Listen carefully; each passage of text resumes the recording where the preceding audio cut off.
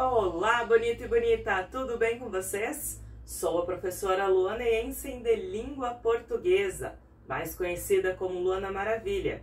E hoje trouxe um assunto bem interessante para falar para vocês, que é a alomorfia das palavras. Mas antes disso, vamos pensar o seguinte: alomorfia vem de morfia, morfema, morfologia. Então já relacionei o assunto ao estudo da morfologia. O que acontece? Na morfologia nós temos o morfema, que significa a menor parte possível da palavra. Então nós temos vários morfemas para criar palavras. O radical ou a raiz, por exemplo, é o morfema mínimo com significação. Mas o sufixo, o prefixo, as desinências são outros morfemas da palavra. E aí, o que vai ser, então, essa alomorfia, tá? Que vem aí de pronúncia na grafia. Então, é uma variação. Nós vamos fazer uma modificação no morfema para melhor pronunciá-lo.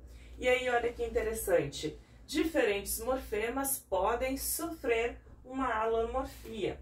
Começando pelo radical, que nada mais é a parte mínima com significação. E aí, já anota a dica. No caso dos verbos, verbos irregulares possuem alomorfia. Lembra já o prefixo irregular, negação. Então, não é regular, tem modificação. E essa modificação tem nome, está aqui alomorfia. Então, olha o que acontece com o verbo fazer, que teria a ideia aqui do faz como radical. Vamos ter alomorfia na consoante, com C cedilha, na vogal com o I e o E, aqui novamente com a consoante e aqui com a vogal. Então, ao longo dos tempos verbais, esse radical vai se modificando.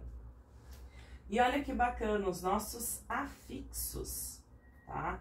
Afixos também têm as suas alomorfias. O que aconteceu aqui no prefixo? Nós temos um radical grego de negação, que é o A, tá? Mas, para melhor pronúncia, escrita em língua portuguesa, esse A também é transformado em AN. E permanece esse sentido de privação, negação. Então, ateu, né, que não tem religião, não acredita em Deus. Analfabeto, que não foi alfabetizado.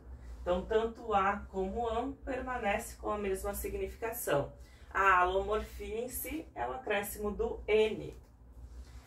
Temos também o sufixo, e em especial aqui vamos falar de aumentativos e diminutivos, como o ão e o inho. O que acontece? Nessa alomorfia nós acrescentamos uma letra para ligar o radical ao sufixo. Então, para não ficar cãoinho, cãozinho, para não ficar bonão, bonzão. E essa consoante, já que está fazendo uma ligação, tem um nome específico, consoante de ligação. E aí forma a alomorfia em si no sufixo. Vogal temática dos nossos verbos. Vamos falar aqui especialmente, olha só, do pretérito perfeito dos verbos de primeira conjugação, ou seja, aqueles que terminam em ar, como cantar, dançar, trabalhar e assim por diante. O que vai acontecer? Olha só a dica já. Primeira pessoa do singular, terceira pessoa do singular. Eu trabalhei, tu trabalhaste, ele trabalhou. Então, olha aqui, o A foi transformado em E OU, justamente para que possamos ter uma melhor pronúncia da palavra.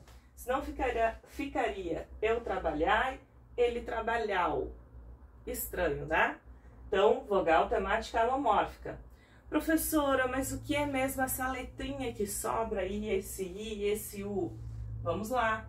Disse para vocês que é primeira e terceira pessoa, então desinência número pessoal. Certo? E aí as nossas desinências, tanto a nominal como a verbal, pode receber algum tipo de alomorfia. Olha que interessante no caso da nominal. Geralmente a desinência nominal é o O e o A para marcar o masculino e feminino, certo?